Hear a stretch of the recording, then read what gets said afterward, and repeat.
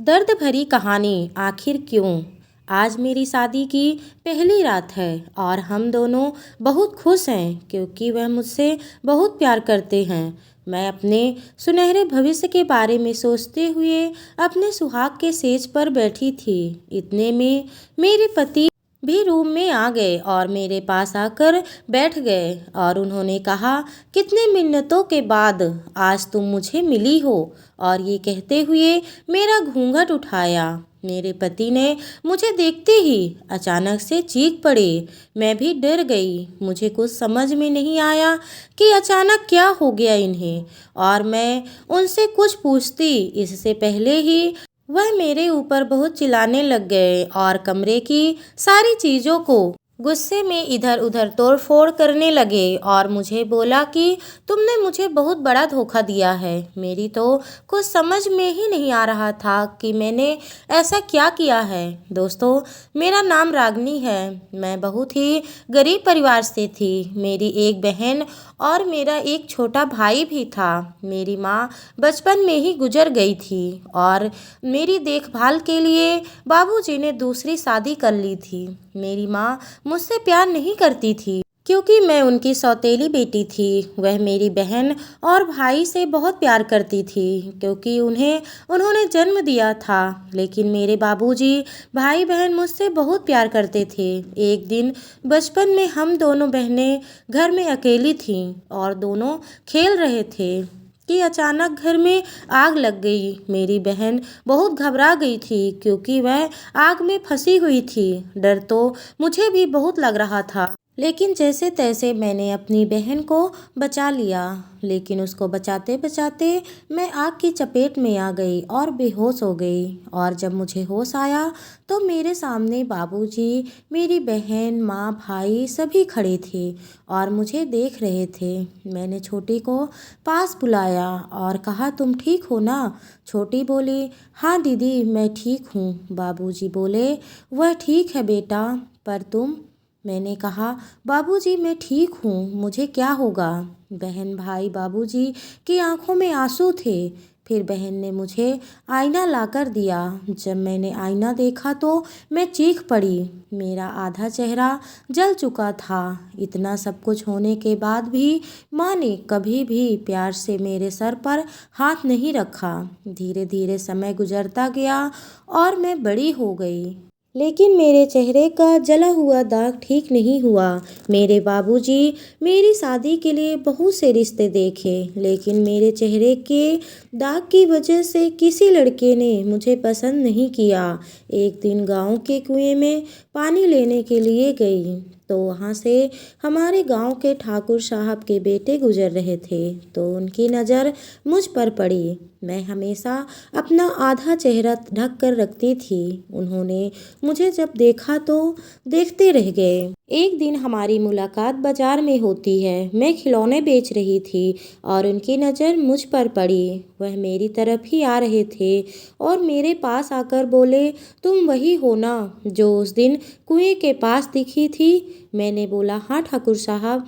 फिर वो वहाँ से चले गए। धीरे धीरे हमारी कहीं ना कहीं मुलाकात हो ही जाती थी। और फिर एक दिन ठाकुर साहब ने कहा कि वो मुझसे प्यार करते हैं, और ये सुनकर मैं दंग रह गई। मुझे कुछ समझ में नहीं आया और मैं वहाँ से भाग गई। घर पहुँचने के बाद मैं सोच रही थी कि ये सब क्या हो गया, क्योंकि ठाकुर साहब ने मेरा सिर्फ आधा चेहरा देखा था। मुझे कुछ समझ में नहीं आ रहा था कि मैं क्या करूं। मैं कुछ दिन तक घर से बाहर निकली ही नहीं। फिर एक दिन बाबूजी बाजार बिना खाना खाए चले गए तो माँ ने कहा, अपने बाबूजी को खाना दे आओ। मैंने माँ से कहा, छोटी को बोल दो माँ, वह दे आएगी। माँ ने मेरी एक भी ना सुनी और मुझे डांटने लगी और मुझे मजबूरन बाजार जाना पड़ा। मैं सोच ही रही थी कि कहीं ठाकुर साहब ना मिल जाए, और वो रास्ते में ही मिल गए। वह मुझसे बार बार पूछ रहे थे कि ऐसा क्या हुआ कि तुमने उस दिन मुझे बिना जवाब दिए ऐसे ही चली गई। मैं कब से तुम्हारा इंतज़ार कर रहा था और तुम इतने दिनों में में मुझे दिखी क्यों नहीं? उनके इतने सारे सवाल और मेरे पास जवाब कुछ नहीं था। मैं उनको अनदेखा किए जा रही थी, लेकिन वह बार बार मेरा रास्ता रोककर मुझसे सवाल पे सवाल किए जा रहे थे। मैंने कहा, ठाकुर साहब मेरा रास्ता छोड़िए, मुझे जाना है, देर हो जाएगी, और मैं वहाँ से चली गई। घर आने के बाद मैंने सोच लिया कि मैं अपने आधे चेहरे की सच्चाई ठाकुर साहब को बता दूंगी। 2-3 दिन बाद ठाकुर साहब ने अपने परिवार वालों को लेकर मेरे घर पहुँचे। उनको देखकर मेरे दिल की बेचैनी बढ़ने लगी। मुझे कुछ समझ में नहीं आ रहा था कि ये सब क्या हो रहा है। माँ ने उन्हें बिठाया और मुझसे कहा, पानी लेकर आओ बेटा। मैंने छोटी से कहा, छोटी माँ पानी मंगा रही है, पानी लेकर जा। छोटी बोलती है, दीदी क्या हुआ? आप मुझे बहुत दिनों से काफ़ी परेशान लग रही हैं। मैंने बात को टाल दिया और उसे कहा, जा जल्दी जा। छोटी पानी लेकर चली गई। माँ ने पूछा, ठाकुर साहब कैसे आना हुआ इस गरीब की कुटिया में? तो ठाकुर साहब के पिताजी ने कहा, हम अपने बेटे का रिश्ता लेकर आए हैं आपकी बेटी के लिए। तो माँ को लगा कि वे छोटी के बारे में बात कर रहे हैं और माँ बहुत खुश हुई और छोटी कहा, देख बेटा तेरे लिए कितना अच्छा रिश्ता आया है। लेकिन ठाकुर साहब ने कहा, हम आपकी बड़ी बेटी के लिए रिश्ता लाए हैं। माँ मन ही मन बहुत गुस्सा हुई, लेकिन कुछ बोल नहीं पाई। और जब मैंने यह सुना कि वह मेरे लिए रिश्ता लेकर आए हैं तो मेरी बेचैनी और बढ़ गई। छोटी मेरे पास आकर मुझे छेड़ने लगी। वह मुझे बोलती है कि दीदी ठाकुर साहब बहुत अच्छे हैं और आपको पसंद भी करते हैं। मैंने छोटी से कहा, छोटी वह मेरे इस आधे जले हुए चेहरे के बारे में नहीं जानते हैं। तो छोटी ने कहा, आप उन्हें बता दीजिए, अगर वह आपसे सचमुच प्यार करते होंगे तो इस चेहरे से उन्हें कोई फ़र्क नहीं पड़ेगा।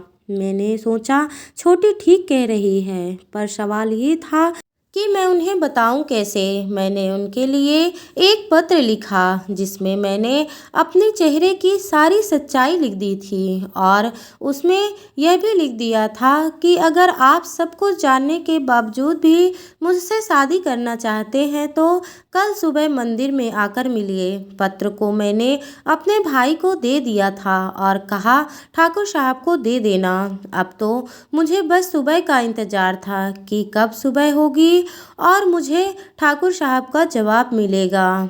मुझे तो लग रहा था कि वह मना ही करेंगे और सुबह होते ही मैं जल्दी से तैयार होकर मंदिर पहुंच गई और वहां ठाकुर साहब की राह देखने लगी और भगवान से बस यही प्रार्थना कर रही थी कि जो हो बस अच्छा हो। और ठाकुर साहब ने मंदिर की घंटी बजाई और जब मैंने पलट कर देखा और मुझे देखकर मुस्कुराए और फिर वो वहाँ से चले गए और मैं भी घर आ गई और फिर बड़े ही धूमधाम से हमारी शादी हो गई। लेकिन आज मुझे समझ में नहीं आ रहा था कि ठाकुर साहब ऐसा क्यों कर रहे हैं। मेरे बार बार पूछने पर उन्होंने बताया कि मैंने उनसे अपने चेहरे की सच्चाई क्यों छुपाई है।